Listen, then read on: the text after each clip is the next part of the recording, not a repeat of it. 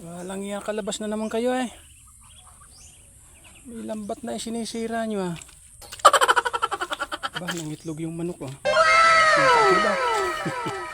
Ito po, bumili po ako ng tatlong kals. Nangitlog yung isa.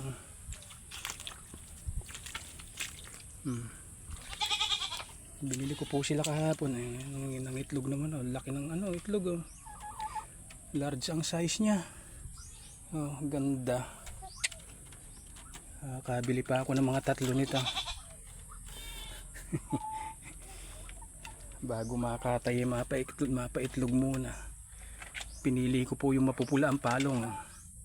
Hindi po yung nagba-violet na. Yung mga mapupulang palong po kasi maganda pa mangitlog yan. Tsaka magaganda pa katawan nila, matataba. Tulad po na sabi ko sa inyo, pag nagba-violet, palipas na po yung pangingitlog nila pag ganun.